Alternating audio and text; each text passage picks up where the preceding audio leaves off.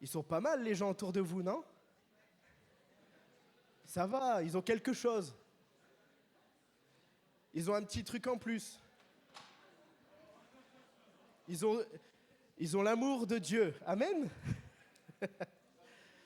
Ce matin, je suis content de vous retrouver. Vous avez les salutations de Fred Dasneves et son épouse Sandra, le couple pastoral de Saint-Quentin, qui vous font des gros bisous et qui vous disent bonjour. Et je suis aussi content ce matin parce que comme je ne suis pas de présidence, j'ai pu préparer un message de 12 pages. Je m'en fous, c'est pas moi qui gère le temps, c'est le président. Non, si quand même. Alors le Seigneur m'a mis un message à cœur ce matin. C'est un message que j'ai déjà travaillé pour une autre église, c'était l'église d'Hénin-Beaumont. Et d'habitude, je fais pas ça. Souvent, j'aime bien à chaque fois que je prêche ou que je vais dans un endroit différent, demander à Dieu, qu'est-ce que tu veux pour cette église? Et j'avais ce message-là pour Hénin-Beaumont, et j'ai dit, mais il faut que je l'apporte à Douai. J'ai jamais trouvé le feu vert du Seigneur. Et bien, ce feu vert, c'est aujourd'hui. Donc je suis content. Alors il a été retravaillé, bien sûr, pour notre église, avec ce que le Seigneur me déposait sur le cœur pendant cette semaine. Mais je voudrais vous le partager, et parce que c'est un message de réjouissance. Amen. Amen. Ah, vous n'êtes pas déjà endormis, ça va. Votre miel pour Dieu. Votre miel pour Dieu. Qui c'est qui aime le miel ici? Ça va. Les mains qui ne sont pas levées, je ne les vois pas, vous inquiétez pas. Quand on entend le mot miel dans nos églises, souvent on se réfère au premier verset où on l'entend, dans Exode 3, c'est au verset 7 et 8. Je vous donnerai ce pays où ruisselle le lait et le miel. Mais ce matin, il n'est pas question de nous attarder sur le lait, mais on va vraiment prendre en considération cette nourriture qu'est le miel. Pourquoi pas le lait? Parce que le lait, c'est quoi?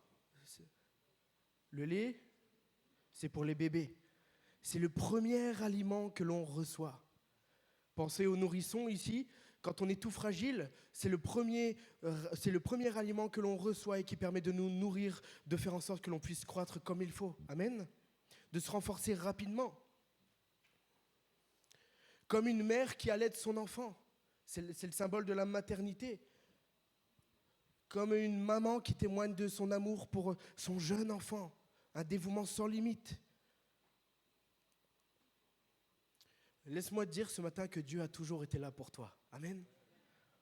Il t'a toujours nourri, il a toujours pris soin de toi, il t'a toujours fortifié et aidé à croître. C'est pour ça que l'on sait ce matin que l'on peut s'abandonner à Dieu.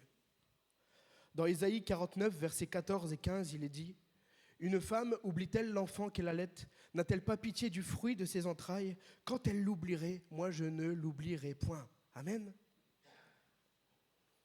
Est-ce que vous savez ce matin que vous pouvez compter sur Dieu? Amen, super. Est-ce que vous savez ce matin que vous pouvez vous abandonner à lui? Est-ce que vous savez ce matin que si vous avez faim ou soif, Dieu pourvoira toujours à vos besoins? Amen. Alors félicitations, nous ne sommes plus des bébés.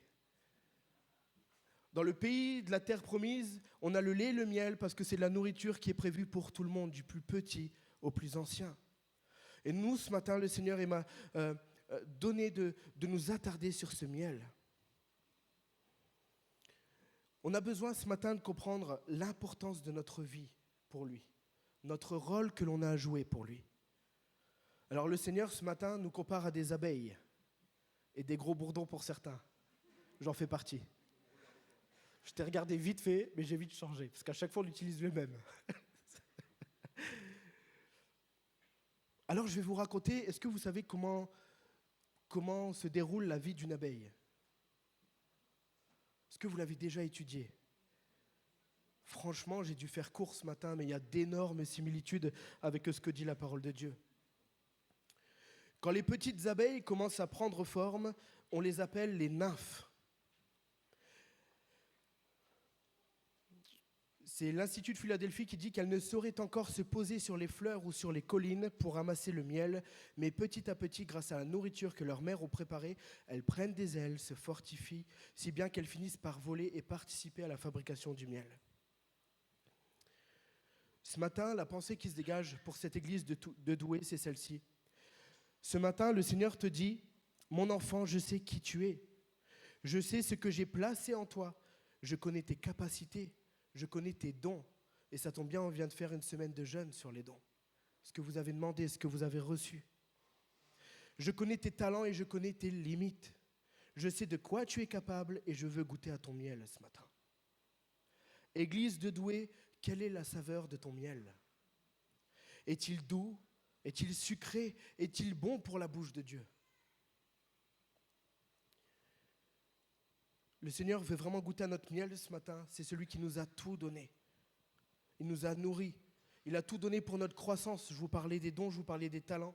Mais maintenant, ce qu'il désire, c'est vraiment que, avec tout ce qu'il nous a donné, qu'on puisse participer à la fabrication de ce miel et qu'il puisse goûter à notre miel, chacun individuellement et collectivement. Amen. Comment est fabriqué le miel? Est-ce que vous savez comment est fabriqué le miel? Jean-François, il sourit parce qu'il me disait, Thibaut, j'ai étudié le miel, il y a tellement de similitudes avec la parole que j'en peux plus. Donc il sait bien comment ça se fabrique, mais on part bien dans bien des sujets différents. Donc vous savez à peu près comment ça se fabrique le miel? Ok. Je vous le rappelle ou je vous le dis pour ceux qui ne le savent pas. Le miel, c'est une nourriture d'exception. C'est la seule nourriture obtenue par un travail collectif de transformation et de conservation. Vous ne trouverez pas un autre aliment avec le même procédé de fabrication. C'est un processus chimique complexe. Le miel, ça nécessite une double interaction entre les abeilles et les fleurs et les abeilles entre elles. L'abeille, qu'est-ce qu'elle va faire premièrement pour avoir du miel? Elle va se rendre où? Sur les fleurs et elle va en tirer le nectar. Ou le miel là, c'est pareil. Elle ne rentre pas tout de suite à la ruche avec. Qu'est-ce qu'elle fait? On appelle ça la trophalaxie. La trophalaxie, c'est le fait que ce qu'elle a ingéré, ce nectar, elle le mâche, elle le mastique, elle le rumine, elle le transforme. Elle le transforme et avec sa salive, elle va injecter des enzymes. Ensuite, elle va la passer à une autre abeille qui va prendre ce que l'abeille a mâché. Vous aimez toujours le miel? Qui va prendre ce que l'abeille a mâché et elle va le mâcher, remettre des enzymes. Elle va le donner à une autre abeille, avant de l'amener à la ruche. À tel point que le nectar sera transformé et l'abeille, tant qu'elle n'a pas la consistance souhaitée, elle continue de faire ce qu'elle veut. Le miel va passer de 70% d'humidité à environ 20%. Et quand elle juge qu'elle a la consistance souhaitée, les abeilles, ce qu'elles font, c'est qu'elles ventilent un peu le miel pour l'aérer, pour enlever encore un peu d'eau, pour qu'il soit vraiment moins encore liquide. Et ensuite, elles le scellent avec une alvéole de cire qu'elle a fabriquée elle-même. C'est pas beau, ça? Le miel qui est fabriqué, ça permet aux abeilles de se nourrir tout l'hiver. Vous allez voir après ce qu'on peut en tirer pour nous, les leçons. On va y passer après. Mais un aliment doux, un aliment, on va regarder toutes les propriétés qu'il a, permettre que cet aliment fasse en sorte que les abeilles, pendant un temps d'épreuve long, un temps d'hiver froid, où il y a du vent, de la tempête, de la neige, qu'elles puissent résister, qu'elles puissent continuer à bien s'alimenter, à garder leur force pour continuer leur course. Alors de quoi est composé le miel? Vous allez voir comme c'est fort. Environ 80% de sucre, 15 et 20% d'eau, des protéines, des vitamines, des minéraux, des oligo-éléments. Le miel contient des précieux actifs comme le calcium, le cuivre, le fer, le magnésium, le zinc, le phosphore, le potassium. On peut encore y aller. Il contient la moitié des acides aminés existants et des nombreuses vitamines B, C, D et E. C'est un shoot, quoi. Franchement. Il y en a qui se droguent, mais franchement, on se fait du miel, c'est bon.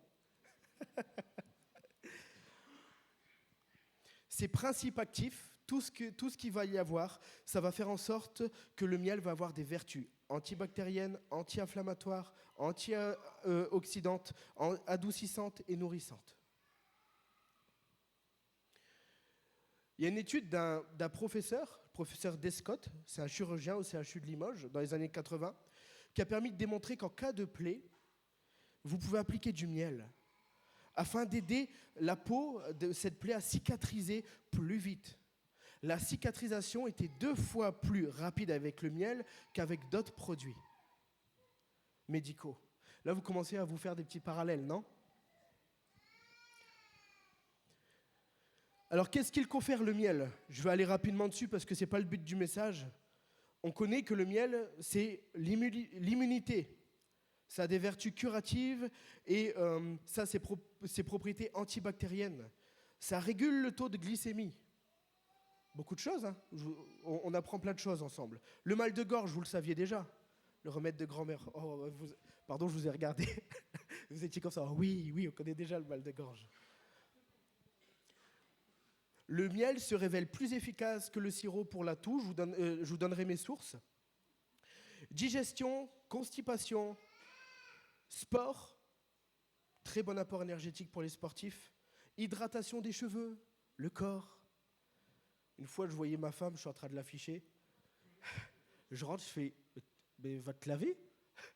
Je dis « Tes cheveux, ils sont gras ?» Elle fait « Non, j'ai mis du miel. » Alors, elle avait fait une mixture, miel, œuf, citron, je sais pas quoi. On pouvait manger dessus. Mais ça a d'excellentes propriétés.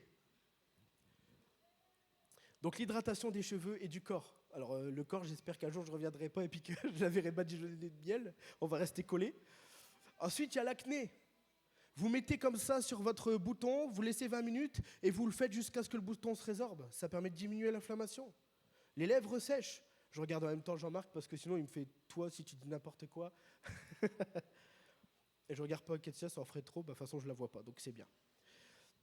Ce que je veux dire, c'est qu'on est d'accord que ce matin, on est tous conscients de ce qu'apporte le miel. Amen. De ses vertus.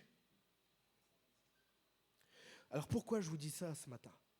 Il y a un proverbe qui dit « Va voir l'abeille et apprends comme elle est laborieuse ». L'abeille, cette ouvrière-là, dès qu'elle naît, elle est au travail. Dès qu'elle sort de son œuf, elle est au travail jusqu'à la fin de sa vie pour fabriquer la meilleure des substances. J'aimerais qu'on fasse un exercice simple ce matin. Imaginez que dans cette église, que toutes nos églises là, soient des ruches, que vous puissiez tous être des abeilles,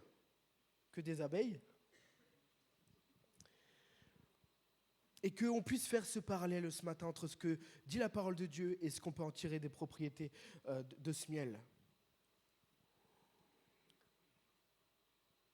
Toutes les abeilles, tous sont importantes et elles ont une valeur inestimable pour la ruche.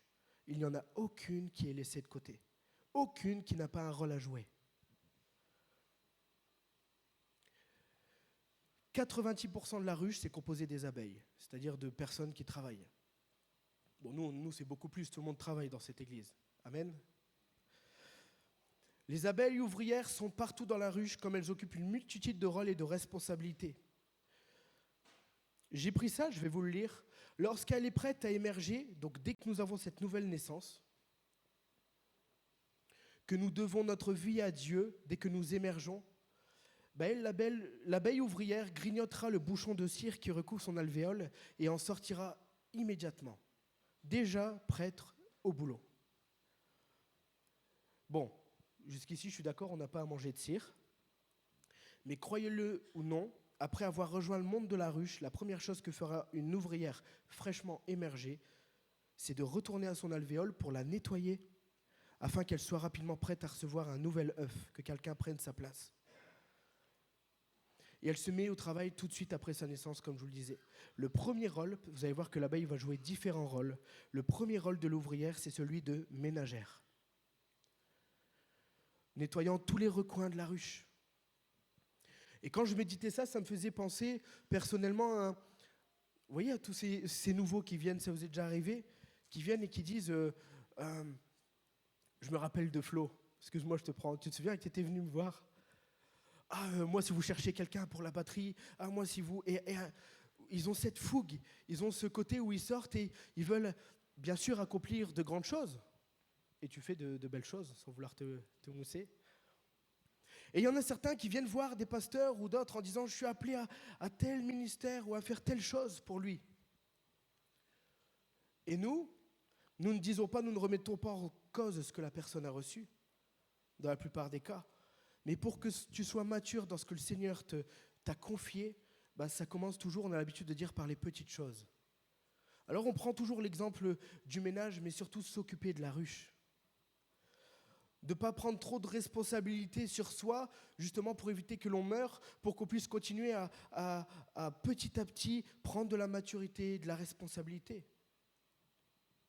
Ce n'est pas un rôle qui est dégradant, bien au contraire. Pendant ce temps-là, où un ouvrier a ce rôle de ménager, c'est là où on voit le cœur, où on voit la maturité se développer. Et pendant ce temps-là, pour l'abeille, au moment où elle est ménagère, en fait, c'est ce temps qui va déterminer quel rôle elle va pouvoir avoir. Les abeilles déterminent le rôle en fonction de ce qu'une abeille va avoir, je ne veux pas dire comme sensibilité, mais va avoir comme talent, fonction premier qui va émerger pendant ce temps où elle travaille la ruche.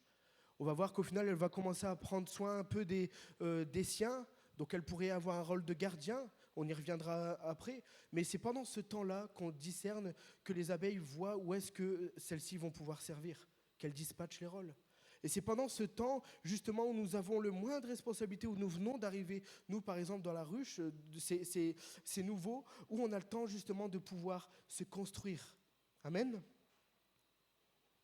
Ensuite, elle passe généralement du rôle de ménagère à celui de nourrice, en s'occupant des abeilles en développement, en surveillant leur croissance. Comme dans nos églises, j'ai noté ça aussi pour notre église de Douai. Naturellement, en plus du ménage, en plus des différents services qui s'offrent à nous, on va aussi vouloir intégrer différentes équipes. Il y a les équipes de jeunes, il y a l'école du dimanche dans notre église, même s'il y a beaucoup d'anciens qui s'occupent de nos enfants. Amen. On peut voir aussi que c'est souvent ces jeunes convertis qui ont soif de dire ce que Dieu a fait pour eux et de l'apporter aux jeunes générations, aux plus jeunes, et de s'occuper des enfants.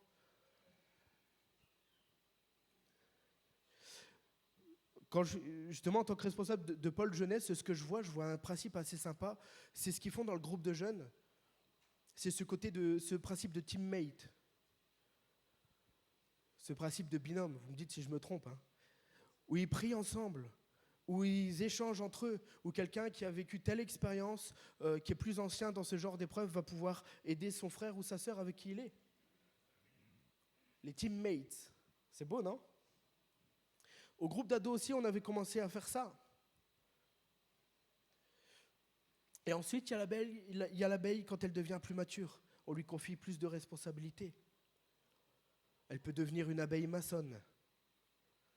Elle va là où la colonie a besoin d'elle, elle bâtit, elle crée. Comme certains et certaines qui créent des groupes d'hommes, des groupes de femmes, des réunions de couple, des réunions de maison. On peut devenir une abeille ventileuse, à l'image de nos sentinelles dans nos églises. Une abeille capable, avec ses propres ailes, de tempérer la ruche, de veiller à la température, pour que cette substance, le miel, ne soit pas altéré. Comme nos sentinelles dans l'église, qui tempèrent, qui aident à maintenir la ruche avec la meilleure des températures, éviter que les esprits peuvent s'échauffer, ou au contraire, réveiller ceux qui sont un peu froids. On peut devenir une abeille gardienne. Ça, c'est un autre rôle de l'abeille ouvrière, c'est de garder l'entrée de la ruche, comme un agent de sécurité. Elle sera responsable de protéger la ruche face à toute menace éventuelle. Elle inspectera tout individu entrant dans la ruche pour s'assurer qu'il appartient bien à sa colonie. Elle en identifie les membres à leur odeur unique. Si une abeille ne fait pas partie de cette ruche, elle ne sera pas autorisée à y entrer. Et justement, cette surveillance, ça empêche les abeilles d'autres ruches de pouvoir voler le miel des ruches qui ne lui appartiennent pas. Ça me faisait penser à comme nos services de sécurité ou d'accueil qu'on a à l'église. Toutes ces personnes qui accueillent avec amour, qui accueillent vraiment avec ce cœur de Dieu, mais qui en même temps ont cet œil qui veille, qui regarde. Vrai ou pas?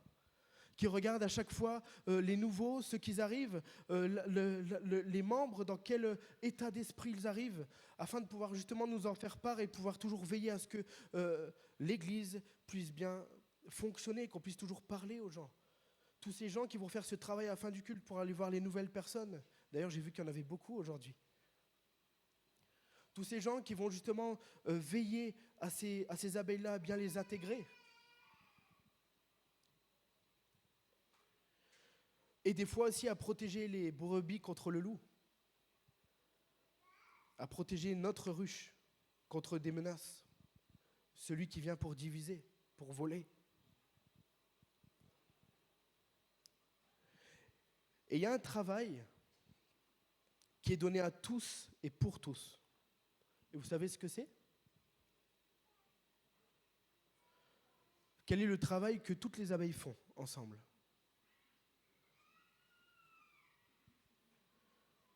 Sortir de la ruche, aller chercher le nectar. Tout le monde le fait. Et nous, c'est notre travail aussi. Sortir de l'église, impacter notre entourage, toucher à salut, convertir, évangéliser. L'abeille ouvrière, dans le moment de sa vie, elle peut enfin quitter la ruche et devenir une abeille butineuse, celle qui va aller récolter le miel.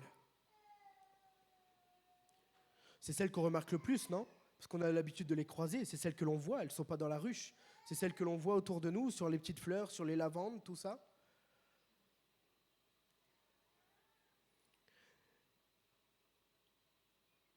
Elles visitent les fleurs. Elles font ce travail de transformation entre elles. Mais toutes les abeilles se passent ce rôle. Je dis bien toutes les abeilles.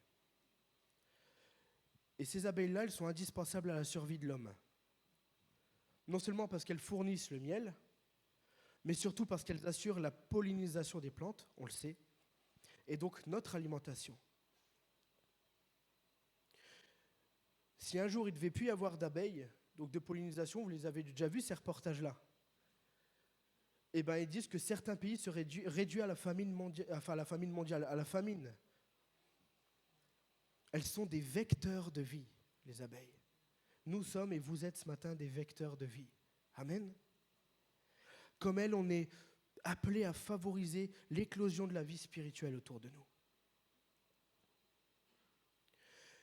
S'il n'y a personne qui sort, si aucun d'entre nous, on sort de nos églises et qu'on ne va pas faire des nations des disciples, alors c'est la fin de l'église. Si on reste tous dans nos églises bien au chaud, bien chauffés, alors comment on va pouvoir produire du miel pour vivre? Le miel, il va chercher le nectar à l'extérieur. Amen. Alors il y en a beaucoup qui diront, j'ai peur d'aller rencontrer des gens. Je ne sais pas quoi dire. Déjà, le Seigneur est avec toi, tu le sais. Mais encore une fois, il faut que tu regardes au travail des abeilles, c'est pour ça que j'ai utilisé ce processus. C'est un collectif d'ouvrières qui vont toutes œuvrer pour transformer le nectar au miel. Ce qui est important, ce n'est pas de te demander ce matin si tu vas être ce grand évangéliste que tout le monde va remarquer. D'ailleurs, à ce propos, c'est une petite parenthèse. Les abeilles, elles sont mentionnées que 4 fois dans la Bible. Par contre, le miel qui est issu de leur labeur est mentionné 65 fois. Ce n'est pas l'ouvrier qu'on regarde, c'est ce qu'il produit. Amen. C'est son fruit. Et ce matin, on a tous ce rôle à jouer, ce rôle pour donner ce fruit. Et le Seigneur veut qu'on puisse faire cette prière ce matin. Mon Père, je veux te servir, je veux être à l'œuvre pour toi. Je ne sais pas quoi faire, j'ai moi-même des craintes. Je suis perdu ou même dans l'épreuve. On l'a vu ce matin avec les paroles, avec ce qu'il y avait. Mais éclaire mon sentier afin que je te serve. On va prendre Colossiens 3 au verset 17.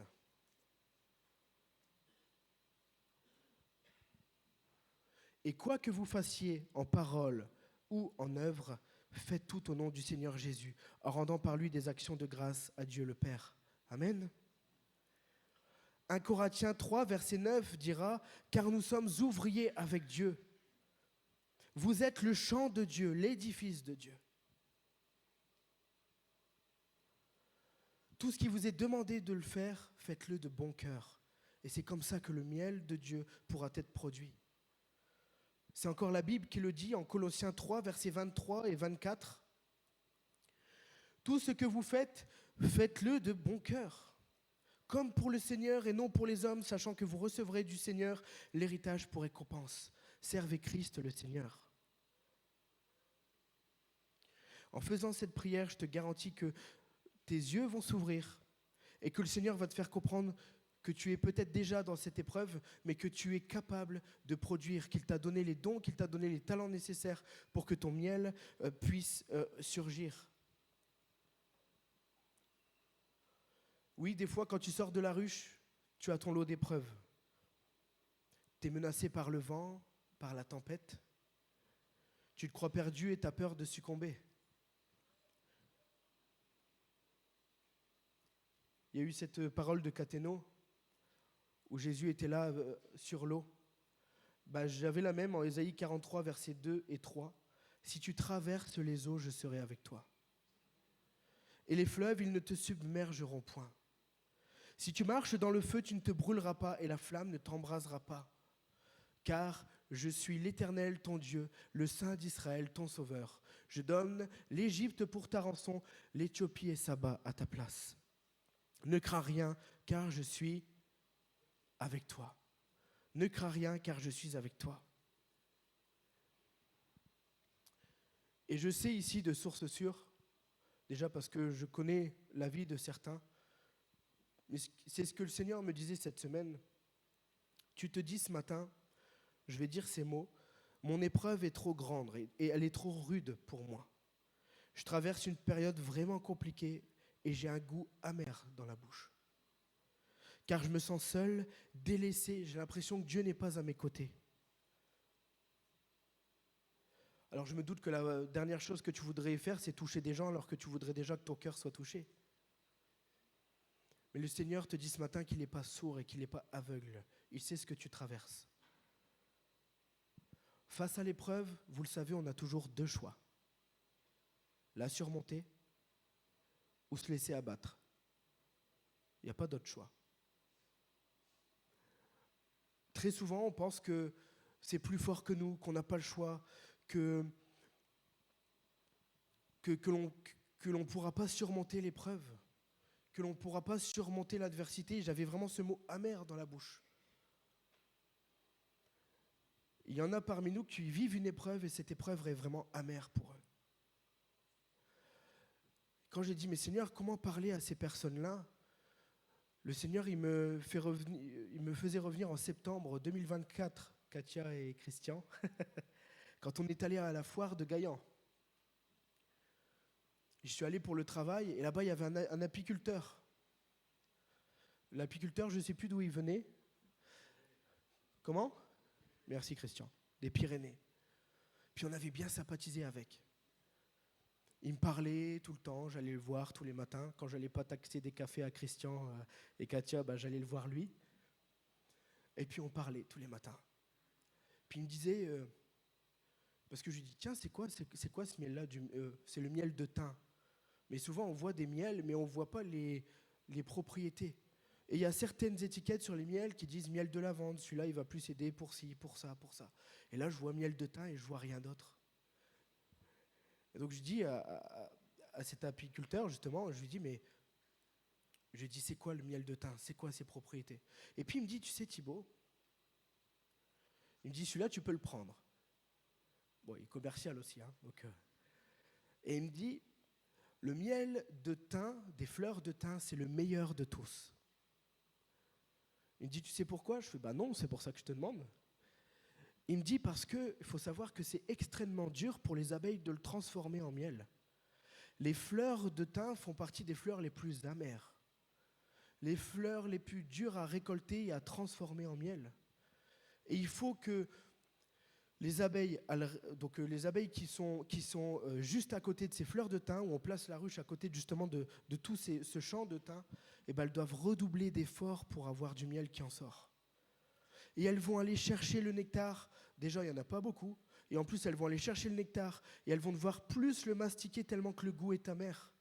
plus injecter d'enzymes, plus le passer aux autres, jusqu'à ce que le miel soit enfin produit. L'épreuve qui s'exerce au sein des plus grosses tribulations est la plus excellente. Amen. Il me disait, tu sais, on peut faire un parallèle, c'est marrant, et c'est lui qui m'en parlait. Il me disait, c'est un peu comme notre vie, non? Des fois, quand on a les pires embûches, les pires obstacles, c'est quand on arrive à passer au-dessus et quand on arrive à sortir la tête de l'eau qu'on se rend compte qu'on a beaucoup grandi et évolué. Vous êtes d'accord avec ça? Et moi, j'ai dit, mais il a tout compris. Donc, je voulais l'inviter pour qu'il prenne le micro, tout ça et tout, mais le Seigneur te dit ce matin que l'épreuve la plus amère produit le miel le plus excellent. Et qu'il faut au contraire que, c'est pour ça que la Bible nous dit qu'il faut voir les épreuves comme des épreuves à sujet de joie. Parce que le Seigneur nous dit ce matin que quand ton épreuve elle est plus rude, ne t'inquiète pas, ton miel n'en sera encore que plus doux, que plus sucré. Amen. Le Seigneur te dit ce matin que tu peux tout par celui qui te fortifie. Et dans 1 Corinthiens 10, verset 13, et je sais que ce verset-là, on le connaît par cœur, « Aucune tentation ne vous est survenue qui n'ait été humaine. Et Dieu qui est fidèle ne permettra pas que vous soyez tentés au-delà de vos forces. Mais avec la tentation, il préparera aussi le moyen d'en sortir afin que vous puissiez la supporter. » Amen.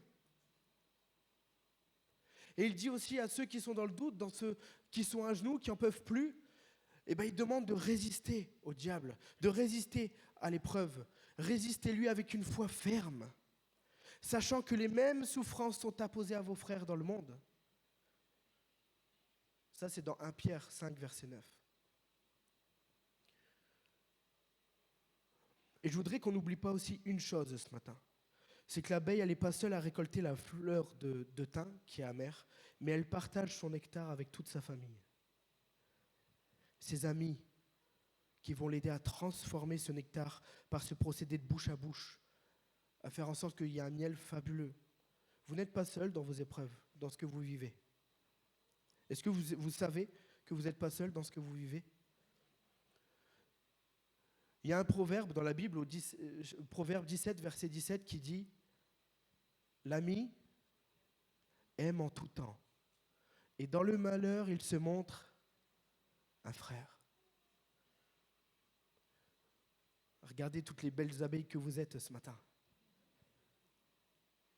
Il y en a qui bourdonnent beaucoup, ouais. Mais regardez, il n'y a rien de mieux. Souvent on dit, et je le répète, souvent on dit qu'on est les premiers à tirer sur nos frères et sœurs. Mais je veux croire aussi, moi, qu'on est les premiers aussi à les soutenir, à les aider. Je vous l'avais déjà dit. Mais je veux croire que notre Église, que nous sommes des amis et que dans l'épreuve, on se révèle être un frère pour notre frère ou notre sœur. Amen. Le miel, il est créé par les abeilles, mais pour les abeilles.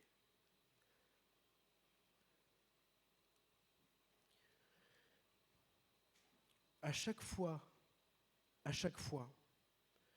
ce qu'il faut qu'on puisse comprendre ensemble, c'est que ça me fait plaisir quand je vois qu'il y a des frères ou des sœurs, quand je leur dis ça va, ils ne me répondent pas ouais ça va.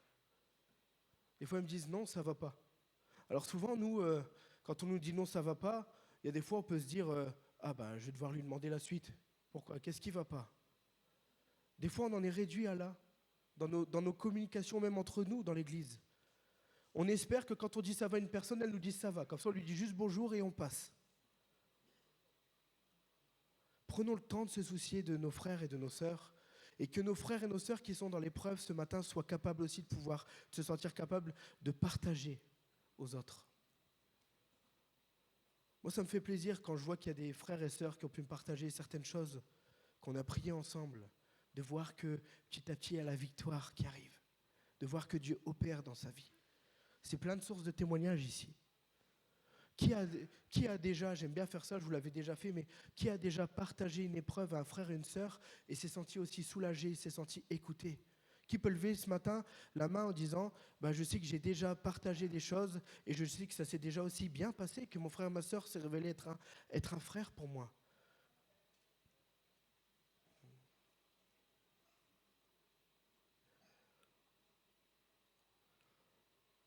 savez, Bruno, il a 2 ruches, on en avait une aussi avec Marie.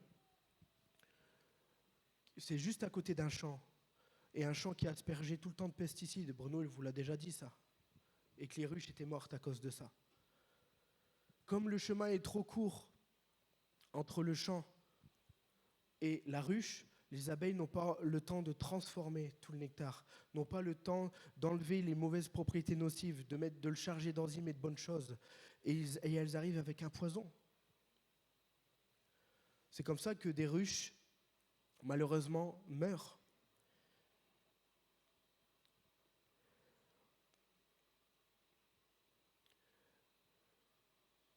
Si une abeille rentre directement avec le nectar, on n'en tirera rien, on va en tirer rien du tout pour la colonie. Et on fera rien, ou soit le nectar peut être toxique. Si tu essaies de t'en sortir seul dans ton épreuve, non seulement tu peux des fois en mourir spirituellement, ou tu peux en sortir diminué. Mais ceux qui comptent sur l'Éternel renouvellent leur force. Ils prennent leur envol comme les aigles, ils courent sans s'épuiser, ils marchent sans se fatiguer. C'est Isaïe 40, verset 31.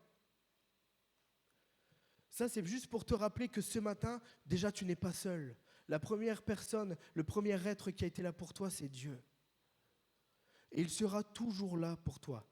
Ce matin, si tu ne le connais pas, que tu viens aussi pour la première fois, je t'invite à lui dire. Apparemment, on l'a tous fait cette promesse, non? Enfin, cette parole de défi. On a dit, alors comme ça, tu es celui qui est capable de tout. Tu es celui qui m'aime d'un amour inconditionnel. Tu es celui qui me connaissait même déjà avant ma naissance.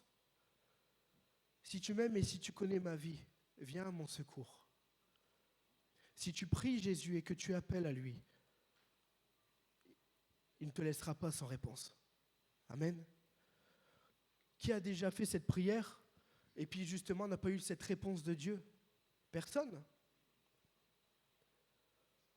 On dit souvent qu'on ne n'est pas chrétien, qu'on le devient. J'étais dans une famille où mes parents étaient chrétiens. Je ne me suis pas baptisé parce que mes parents étaient baptisés. Je me suis baptisé parce qu'à l'âge de 13 ans, j'ai fait une rencontre véritable avec Dieu. J'ai vécu son amour pour ma vie. Et il y a plein de témoignages ici. Des gens qui étaient dans la drogue, des gens qui n'avaient plus aucun contact avec leurs parents, leur famille, des gens qui étaient seuls, à l'abandon, des gens qui étaient chargés, qui avaient des tas de casseroles. Et nous louons quoi aujourd'hui? Un Dieu libérateur, un Dieu de victoire. Donc je voudrais dire à tous ceux qui sont là ce matin aussi pour la première fois, n'ayez pas peur de faire cette prière qui pourrait changer votre vie. Il y a un être magnifique qui est mort sur cette croix qui s'appelle Jésus et qui a pris tous tes péchés, qui a pris toutes tes maladies. C'est par ses meurtrissures qu'il te guérit. Et tu n'es pas seul dans ce que tu vis. Tu crois que tu ne peux pas le partager aux autres? Tu crois que tu ne peux pas, c'est quelque chose que tu dois vivre toi personnellement, intimement, que tu es un gaillard, que tu vas pouvoir t'en sortir? Si tu es ici aujourd'hui, c'est parce que tu as la solution. Le Seigneur te montre la solution.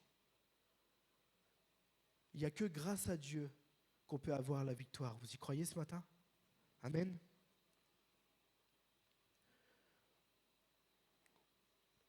J'avais aussi une parole pour quelqu'un qui était là ce matin, qui se mettait souvent en colère dans l'épreuve. Alors ça peut tous nous arriver. Mais cette colère, en fait, faisait en sorte que ça produisait la mort sur soi, c'est-à-dire que en fait, tous les autres bons sentiments, là où tu étais connu pour ta douceur, là où tu étais connu pour être un être justement qui prenait soin des autres, aujourd'hui tu es vu différemment. Tu es vu comme quelqu'un qui a de la colère, comme quelqu'un qui n'a que de la haine en lui, parce que tu as eu des amertumes, tu as eu des tristesses, on t'a trahi, tu as eu des désillusions dans ta vie. Tu n'arrives plus à faire confiance et aujourd'hui tu n'as que de la colère. Je vais revenir aux abeilles. Les abeilles ne sont pas agressives, comme les frelons ou les guêpes. Pour avoir déjà une ruche, on mettait nos mains comme ça, il y avait plein d'abeilles qui venaient. On n'a pas peur. Elles ne se sentent pas agressées. Elles ne sont pas dans la colère, elles ne vont pas essayer tout de suite de nous faire du mal. Et d'ailleurs, même lorsqu'elles piquent, c'est au détriment de leur vie. Parce qu'elles perdent leur aiguillon qui est attaché à leur abdomen et elles en meurent. Ce matin, dans ta colère, tu te fais du mal à toi-même. Lorsque tu te laisses aller à la violence ou à la colère, tu peux non seulement être blessé, tu peux à la fin avoir cette mort à soi-même, c'est-à-dire ne plus éprouver aucun bon sentiment. Et le Seigneur Jésus ne veut pas que tu te blesses toi-même ou que tu te tues toi-même. Il y a un verset dans la Bible et je t'invite à vraiment l'inscrire dans ton cœur, c'est dans Job 5, verset 2. L'insensé périt dans sa colère, le fou meurt dans ses emportements. Seigneur, ce qu'il te dit ce matin, c'est que tu as la possibilité de changer les choses. Si tu mets ta confiance en Dieu, le Seigneur te renouvelle dans ton caractère, dans ce qu'il veut te donner. C'est quelqu'un, je l'ai vécu, je le vis encore, qui nous inonde de son amour, de sa joie, de sa paix. Il est capable d'enlever toute amertume, toute chose que tu as traversée dans ta vie qui te reste au fond du cœur. Toute animosité, quand tu regardes quelqu'un avec une haine parce qu'il t'a vraiment mis mal, je peux te dire que le Seigneur est capable de supprimer ce sentiment. Et souvent, tu vas vouloir prier ou dire « moi, je veux qu'on me fasse justice, je veux que lui souffre autant qu'il m'a fait souffrir. »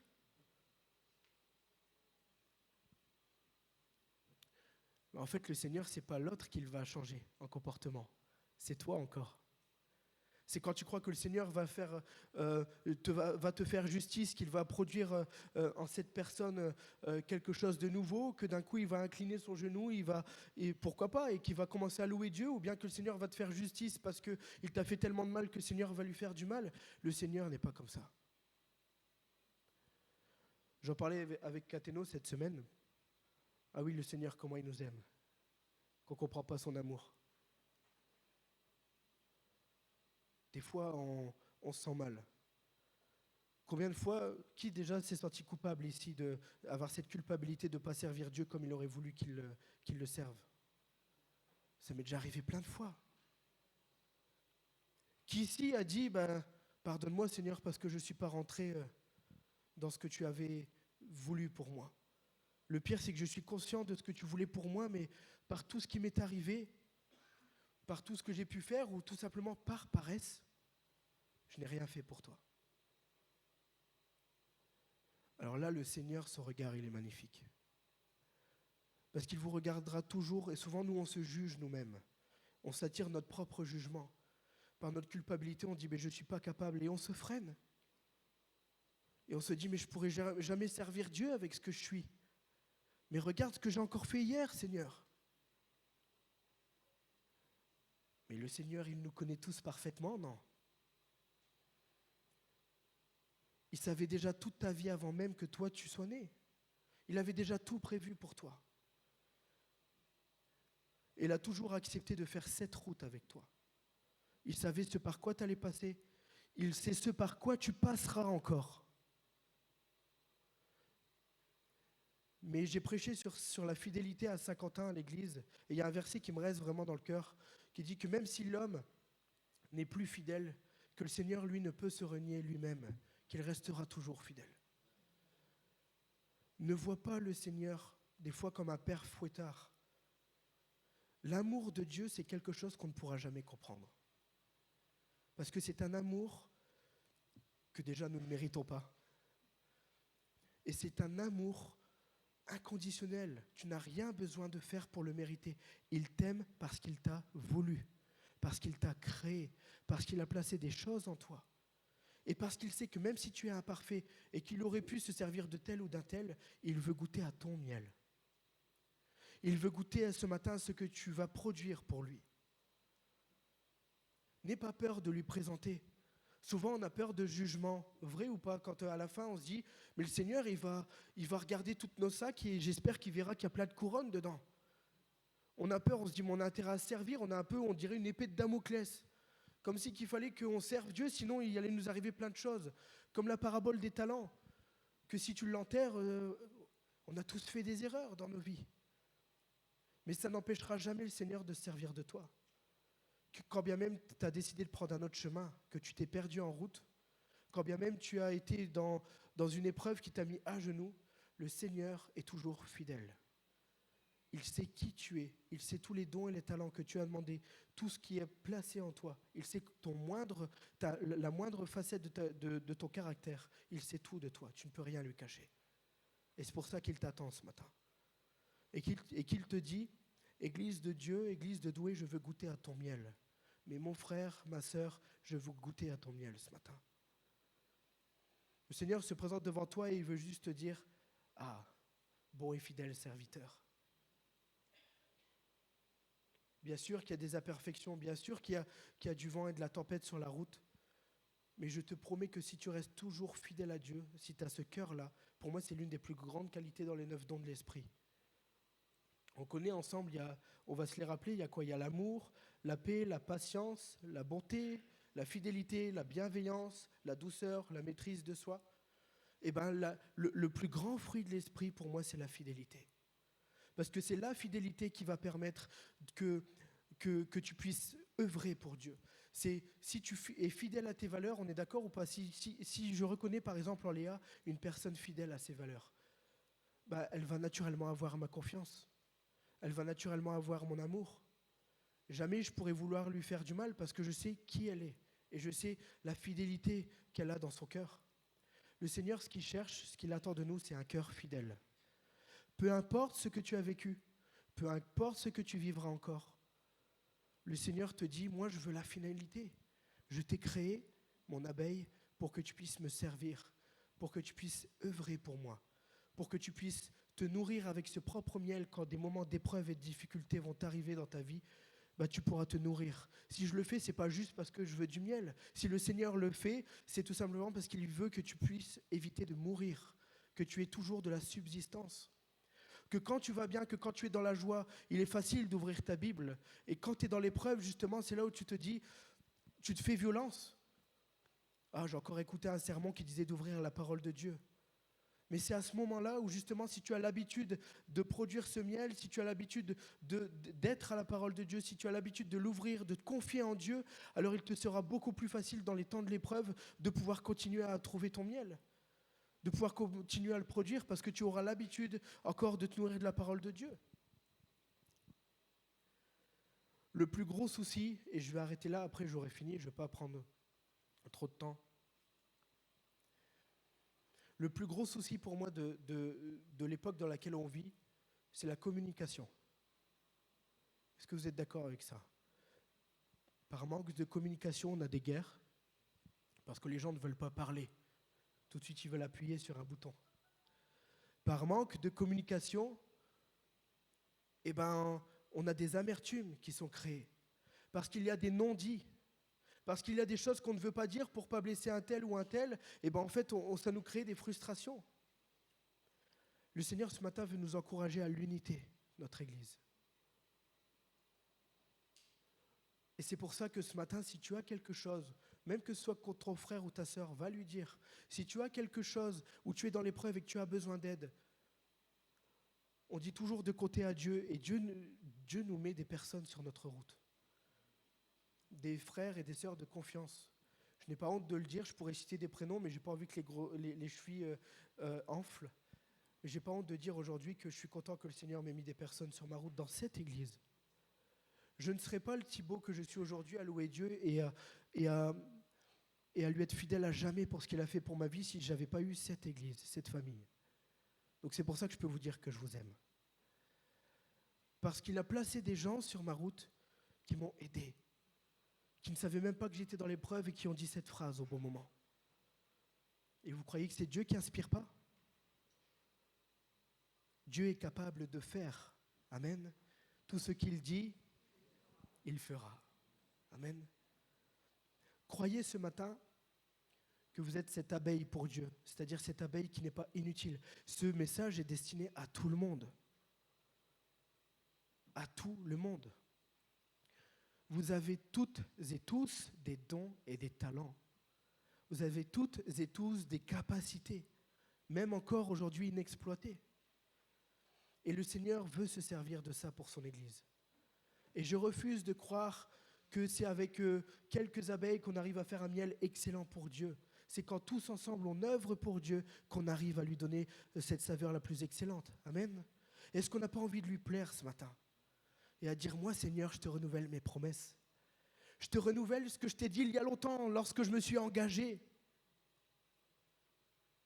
Je te renouvelle cette fidélité. Je veux être ce cœur consacré pour toi.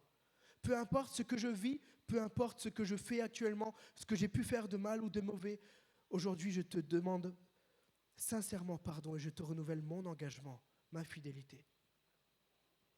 Ce message aujourd'hui, voilà, c'était un message d'appel à l'unité. Ne pas hésiter à communiquer ensemble. Ne pas avoir des œillères, ne pas avoir les oreilles fermées.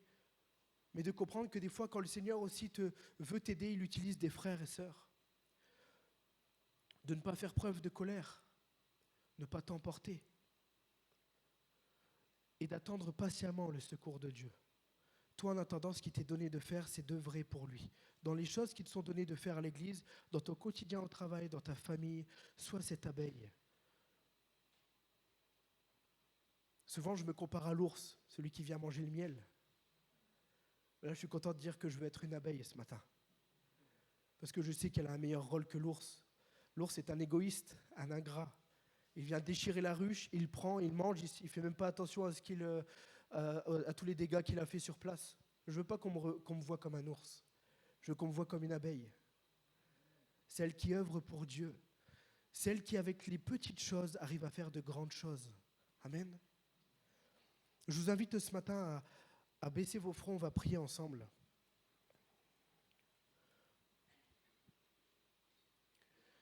Seigneur, je sais que